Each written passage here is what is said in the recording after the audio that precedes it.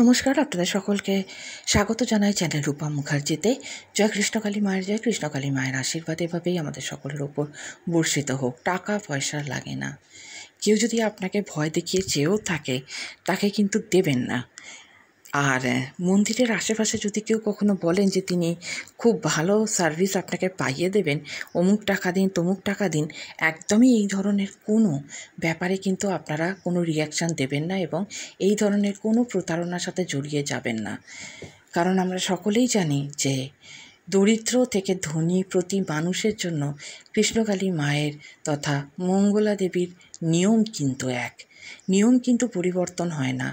আপনি 1,00,000 টাকা দিন আর 1 টাকা দিয়েই 16 আনাতেই মায়ের প্রতি আপনার যে ভালোবাসা, যে দক্ষিণাটুকু দেওয়ার ক্ষমতা, সেটাই আপনারা দিয়ে থাকেন। দেখুন, একথা কিন্তু মঙ্গলা দেবীও বলেছেন যে মন্দিরে অসংখ্য দরিদ্র মানুষ আসেন যাদের দক্ষিণা দেওয়ার ক্ষমতা নেই, তিনি কিন্তু তাদেরও দেখেন। মা কিন্তু তার কোনো সন্তানকে ফেলে দেন না, সকলকেই মা দেখেন। আর মন্দিরে যারা আসেন তারা কিন্তু উপকার পেয়েই আসেন, তাই তাদেরকে আলাদা করে কিছু বলার বা বোঝানোর দরকার নেই। যে ভক্ত নিজে যা চান তাই দেন। তাই বারবার হয়তো আপনাদের মনে হতে পারে যে একই কথা কেন বলছেন। না, উনি এক কথাটা এই কারণেই বলছেন যে প্রচুর মার্কেটে কৃষ্ণকালী মা চলে এসেছে, কৃষ্ণকলি মা চলেও এসেছে। একটু খেয়াল করে দেখবেন, সব সময় মনে রাখবেন, যিনি যাই বলুন, যিনি যাই করুন, আসল কিন্তু কৃষ্ণকালী মা আছেন পূর্ব বর্ধমানের বেলেরাতে, আর আদি কৃষ্ণকালী মা আছেন মঙ্গলা দেবীর বসত বাড়িতে।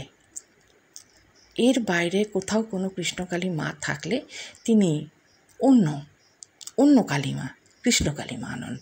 এই ব্যাপারগুলো কিন্তু সকল ভক্তদেরই একটু মাথায় রাখতে হবে। আর যদি কখনো কেউ গিয়ে আপনাদেরকে বলে যে আমরা এই লোকালে একটি কৃষ্ণকালী মায়ের মন্দির স্থাপন করব, তো তার জন্য চাঁদা চাইতে এসেছি, বা আমাদেরকে মঙ্গলা দেবী পাঠিয়েছেন বাৎসরিক পুজোর জন্য, এই ধরনের যে কোনো ভণ্ডামো আপনার সাথে হলে, আপনার সাথে কোনো প্রতারণা করার কেউ চেষ্টা করলে, তাকে কড়া জবাব দিয়ে সরিয়ে দেবেন। খারাপ ব্যবহারের দরকার নেই, কিন্তু তাকে পয়সা দেবেন না। ফোন করে যদি কেউ চান, বলেন যে এই নাম্বারে আপনি ইউপিআই দিয়ে পেমেন্ট করে দিন, এসব কিছু করবেন না। এসবের কোনো দরকার নেই। সশরীরে পৌঁছে যান, অথবা প্রতিদিন মঙ্গলা দেবীর যে চ্যানেল রয়েছে মঙ্গলা লক্ষ্মণ নামে, সে চ্যানেলে যান, ব্যাস মাকে দর্শন করুন। এটাই তো সব থেকে বড় কথা।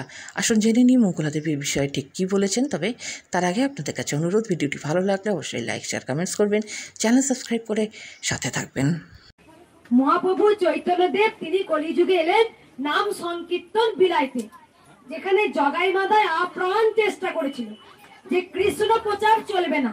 তা জগাই মাদাই তখন খোল কর্তাল সব ভেঙে দিচ্ছিল। তা জগাই মাদাই কি পেরেছিল?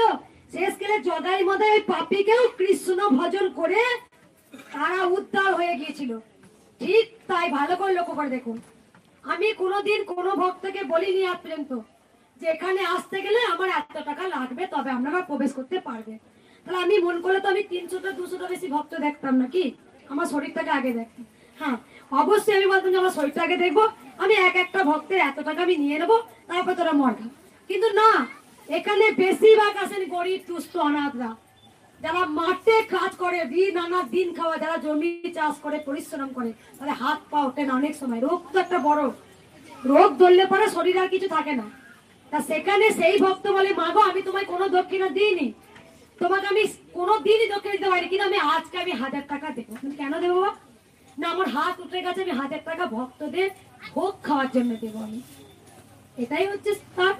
কারণ এখানে অনেক দুস্থ অনাথ আসেন, অনেক আজকে আমি আসাতে অনেকের সমস্যা হচ্ছে। কি সমস্যা হচ্ছে ভালো করে দেখুন। যারা একটা ছোট্ট নিষ্পাপ বাচ্চা, তাকে বলা হচ্ছে এই দোষ আছে, 5000 টাকা দিস, এইগুলো করা হয় তো, কিন্তু সেইগুলো মঙ্গলা মা কিছু করে না। মঙ্গলা মা বলে গোবিন্দর মুখে নাম নে, আমাদের যা কিছু দোষ ত্রুটি গোবিন্দই মুছিয়ে দেবে, তাছাড়া কেউ পারে না। একটা মানুষের পক্ষে সম্ভব নয় তোমাকে এত বড় একটা মাদুলি পরিয়ে দিল, জল পড়া তেল পড়া দিয়ে দিল, একটা হোম করিয়ে দিল। সেখানে আজকে এই একটা অসহায় একটা মেয়ে, যেখানে খুব দরিদ্র ঘরে মেয়ে একটা এসে সবকিছু কিন্তু অনেক কিছু ছিঁড়ে দিয়েছে, মুখোশটাকে খুলে দিতে পেরেছে। যারা ঈশ্বরকে নিয়ে অনেক কিছু করতে পারতো, মানুষের দুর্বলতার সুযোগ নিত। একটা গরিব ছেলে মেয়ে, তাকে বলে দেওয়া হলে এই হয়েছে সেই হয়েছে, কিন্তু সেখানে আমি কি বলেছি, তোমরা নাম জপ করো, দেখো উদ্ধার হবে, কৃষ্ণের নাম করো। ভগবান শ্রীকৃষ্ণ বলেছিলেন কলিতে আমার নাম ভোজন করতেই হবে, তবেই কিন্তু আমরা উদ্ধার হব। তাই দেখো কলিতে কিন্তু কৃষ্ণ কালী, কৃষ্ণ কালীটা কে? স্বয়ং তিনিই তো, যিনি কৃষ্ণ তিনিই কালী। চারটে যুগে, সত্য যুগ, ত্রেতা যুগ, দাপর যুগ, কলি যুগ। সত্য যুগে ভগবান শ্রীকৃষ্ণই এসেছিলেন কিন্তু নৃসিংহ নারায়ণ হয়ে। কশিপুর হিরণ্য ব্রহ্মার কাছে বর নিলেন, তাকে যেন কেউ হত্যা না করতে পারে।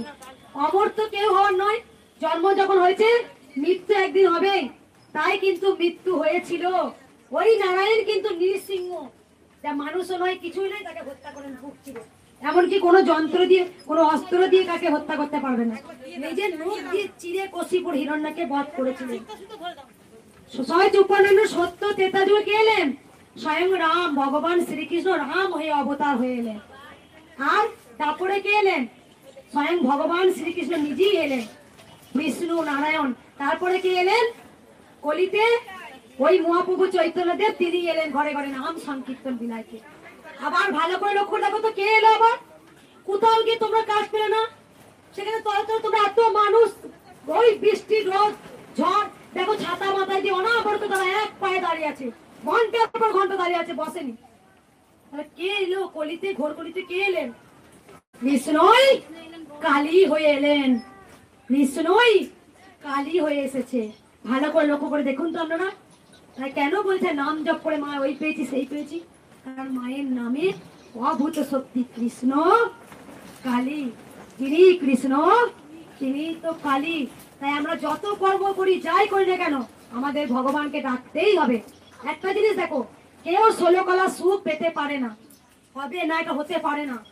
সবার জীবনে সুখ দুঃখ নিয়ে যাব জীবন, আর শরীর থাকলে রোগ পাশা করবেই। পরমহংসদেব নিজের ক্যান্সার হয়েছিল, হয়নি? তাহলে আমরা কেন ভেঙে পড়বো?